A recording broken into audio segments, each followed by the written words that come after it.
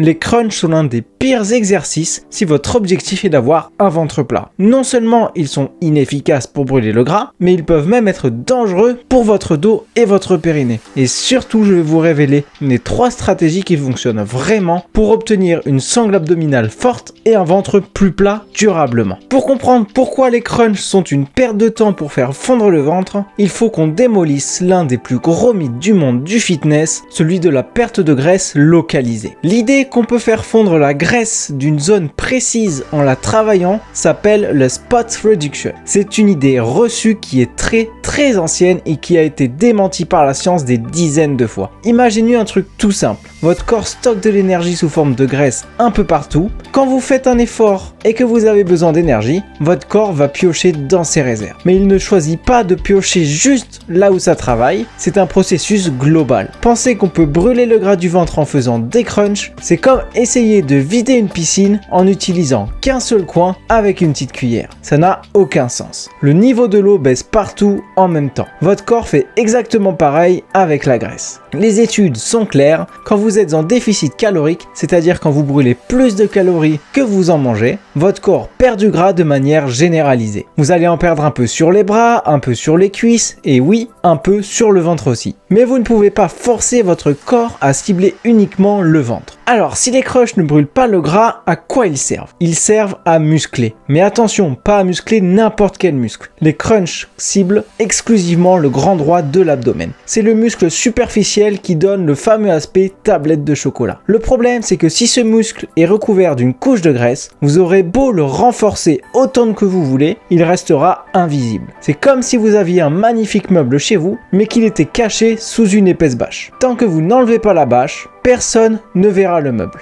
Pire encore, en vous concentrant uniquement sur le grand droit, vous pouvez passer complètement à côté du muscle le plus important pour un ventre plat, le transverse. Le transverse, c'est le muscle le plus profond de votre sangle abdominale. Il agit comme une vraie gaine naturelle, un corset qui maintient vos organes et qui aplatit votre ventre de l'intérieur. Or, les crunchs non seulement ne les sollicitent pas efficacement, mais ils peuvent même être contre-productifs. En faisant un crunch, vous créez une hyperpression dans votre abdomen, ce qui pousse vos organes et votre ventre vers l'avant et vers le bas. À force, au lieu d'aplatir votre ventre, vous pourriez même lui donner une apparence plus gonflée. Au-delà de leur inefficacité, les crunchs mal exécutés présentent de vrais risques pour votre santé. Premièrement, les douleurs à la nuque. Qui n'a jamais fini une série de crunchs en tirant sur sa tête avec ses mains par fatigue? Ça crée une tension énorme sur les vertèbres cervicales. Deuxièmement, les douleurs lombaires. Le mouvement de flexion du buste répété peut pincer les disques intervertébraux et, à long terme, causer des douleurs chroniques dans le bas du dos. Enfin, et c'est le danger le plus sournois, la pression sur le périnée. Chaque crunch exerce une poussée vers le bas sur votre plancher pelvien. Chez les femmes, surtout après un accouchement, ça peut affaiblir le périnée et augmenter le risque de fuites urinaires ou de descente d'organes.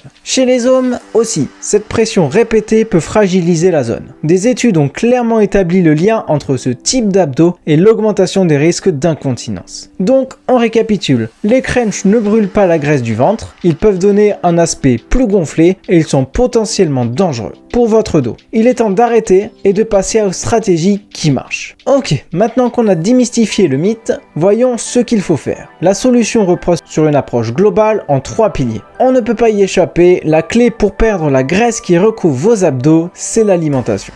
Vous devez être en déficit calorique. Ça veut juste dire consommer un peu moins de calories que ce que votre corps dépense chaque jour. Face à ce léger manque, votre corps n'aura pas d'autre choix que de piocher dans ses réserves de graisse. Mais attention, ce déficit ne veut pas dire s'affamer. Un déficit léger d'environ 200 à 500 calories par jour suffit pour perdre du gras durablement sans flinguer votre masse musculaire. Comment faire concrètement? C'est pas si compliqué. Commencez par éliminer ou réduire fortement les calories vides. Soda, sucreries, plats ultra transformés, l'excès d'alcool. Ensuite, construisez vos repas autour de 3 piliers. Des protéines de qualité à chaque repas, viande maigre, poisson gras et blanc, œufs, légumineuses. Elles calent bien et protègent vos muscles. Beaucoup de légumes et de fruits pour les fibres et les vitamines. De bons glucides et des bonnes graisses, céréales complètes, avocats, oléagineux, en quantité contrôlée pour avoir de l'énergie. La nutrition, c'est 70% du travail pour un ventre plat. Vous ne pourrez jamais compenser une mauvaise alimentation avec le sport. Puisque la perte de graisse est globale, votre entraînement doit l'être aussi. Oubliez les longues séances dédiées uniquement aux abdos. Pour maximiser vos dépenses caloriques, concentrez-vous sur des exercices polyarticulaires, des mouvements qui engagent plusieurs groupes musculaires importants en même temps. Pensez aux squats, aux fentes, aux soulevés de terre, aux pompes, aux tractions. Pourquoi ils sont si efficaces? Parce qu'en sollicitant de grosses masses musculaires, comme les cuisses, les fessiers et le dos, ils demandent beaucoup plus d'énergie à votre corps qu'un petit mouvement d'isolation comme le crunch. Plus de muscles au travail, c'est plus de calories brûlées pendant et aussi après la séance. Intégrez aussi du cardio comme la course, le vélo ou encore mieux, des entraînements par intervalle à haute intensité type Tabata. C'est extrêmement efficace pour booster le métabolisme. Visez au moins 150 minutes d'exercice par semaine en mixant renforcement global et cardio. Maintenant que vous travaillez à faire fondre la couche de graisse, il est le temps de sculpter ce qu'il y a en dessous, mais de la bonne manière. Le but n'est pas de faire gonfler les tablettes, mais de renforcer votre gaine abdominale profonde pour un ventre naturellement plus plat. Voici 3 exercices bien plus efficaces que les crunchs. Le gainage, c'est l'exercice roi pour le transverse. En planche sur les avant-bras, corps bien aligné, vous forcez le transverse à se contracter pour stabiliser la colonne. Maintenez la position en respirant calmement et en aspirant le nombril. Commencez par 3 séries de 20-30 secondes et augmentez la durée petit à petit. Simple, sans risque pour le dos et très efficace. En deuxième, le stomach vacuum ou l'abdo hypopressif. C'est une technique qui cible également le transverse. La gym hypopressive utilise la respiration pour aspirer les organes vers le haut, ce qui réduit la pression dans le ventre au lieu de l'augmenter. Genoux fléchis, inspirez à fond. Expirez tout l'air en apnée et faites comme si vous inspirez à nouveau, mais sans prendre d'air. Votre ventre va se creuser. Maintenez quelques secondes et relâchez.